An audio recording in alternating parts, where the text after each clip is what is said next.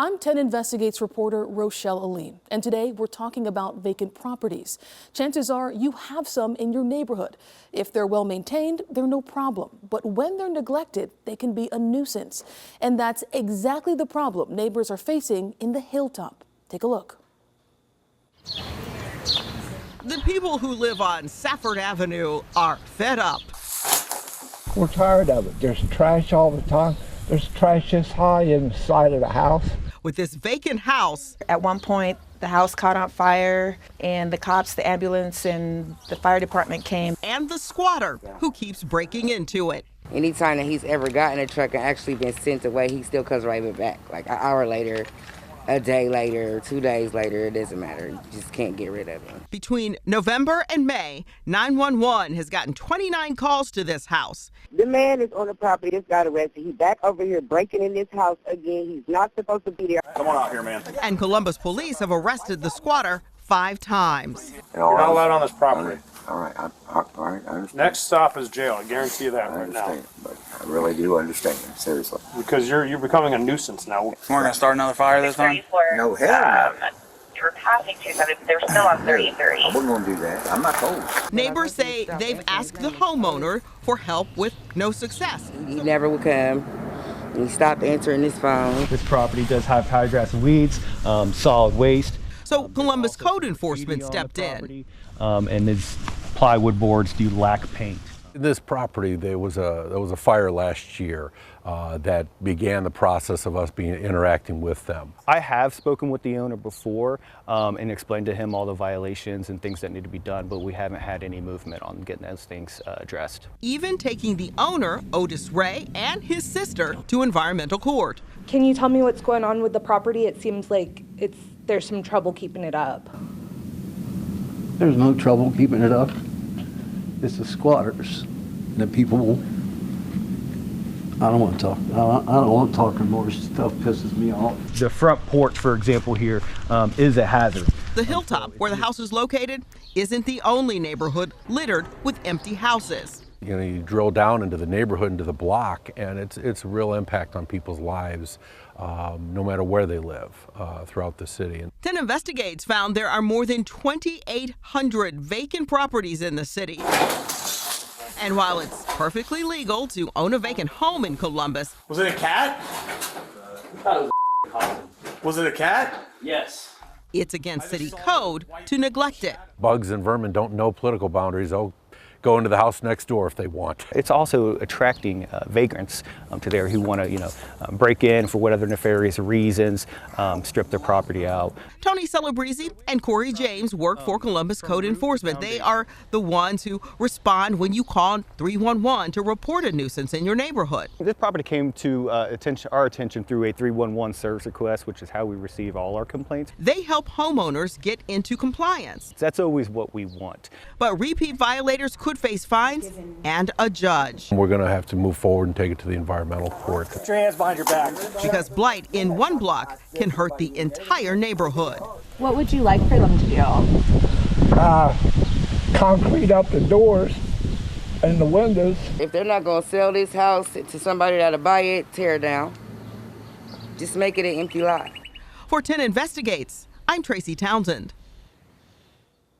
So what should you do if there's blight on your block? The first step is to call 311, and if the problem persists, that owner could get taken to court. But sometimes that process takes years. So how are lawmakers holding homeowners accountable? We asked them. Drive through this neighborhood.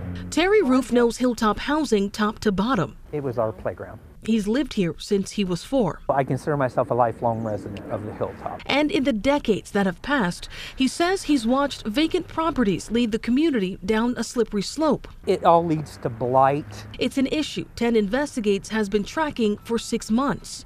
At the beginning of last year, Columbus Code Enforcement counted nearly 3,000 vacant properties across the city, and more than 500 of them were in the Hilltop alone. So what's the fix? Well, Roofe tells 10 TV if people complain enough, the city will kick that problem property up to the Franklin County Environmental Court. But the process can drag on for years. It's a concern we first brought to the mayor in November. Is there a way to speed up that process to both give owners a chance to fix what's wrong, but also hold them accountable in a way that's a bit faster? You know, we'd be all for it, but we have to follow the law and follow that process. Judge Stephanie Mingo oversees environmental court. She says the time between a case being filed and the homeowner facing fines is at least 5 to 6 months. That's because of all the hearings and procedures that come in between. But she says the biggest slowdown in that process starts with making sure everyone connected to the case knows about it. The influx of out-of-state investors certainly has an impact on this court. Sometimes during the life of a case, we will see a property change hands 3 or 4 times. To fix those issues, there'd need to be a change at a state level. So 10 TV spoke to the 3 lawmakers that represent the Hilltop. State Senator Bill DeMora tells us he hopes to tighten regulations. You can't have a P.O. box. You have to have a name and an address and a contact information instead of having an LLC that's owned by another shell corporation, so that people can't even track down the owners, because if you can't serve the owner papers, nothing you can do about it. And State Representative Dontavius Geralds says upcoming legislation could require auditors in our state's largest counties to maintain a vacant home registry, and they would fine property owners who don't update their contact information. Is that something you would be supporting on the House side of things if it moves forward? Absolutely. I think it's an amazing bill. Having this registry would allow us to have the right person to contact at the right time when it was necessary. But even under the best circumstances, it's progress that these lawmakers acknowledge won't come overnight. So in the meantime, State Representative Christine Cockley says she plans to work as a liaison to keep the process as transparent as possible. I want to make sure that residents are getting updates on where these properties stand. And it's work that Terry Roofe says he hopes doesn't amount to broken promises. Start cracking down harder on these people. In Columbus, Rochelle Alleyne, 10 TV News. And in Columbus, a vacant property registry is already in the works. City leaders say they'll work with homeowners to get their properties into compliance. And if that doesn't work, then they'll have to pay up. You want to keep a property vacant, that's certainly up to you as a property owner, but you shouldn't be able to let that decay. Orange notices taped to doors, boarded up windows, and out-of-control grass and weeds, the telltale signs of a vacant property. Yeah, it's bothersome. Just 2 houses down from Laura Sullivan's Hilltop home is one such property. You have kids that come up and down the road, throw stuff. They see the houses that aren't being taken care of, and they're like, oh, well, we'll just throw it on the ground. Doesn't make a difference. She takes pride in her home and her yard, but says vacant houses not only attract trash, but also crime. My youngest is 9. He doesn't come outside to play. I would never allow him to come out front to play on his own, not unless an adult was out here. She wants to see the city hold owners of houses like these accountable for the decay. Either tear them down and let it just be a field, or clean it up.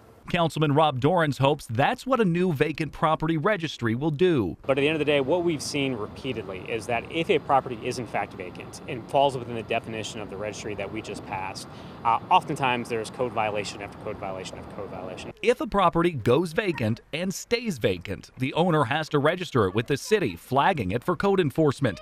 If they don't, the city starts going for the wallet. But if you don't register and you're just completely absentee, you're not responding to the city whatsoever, yeah, we're going to fine you $150 a day.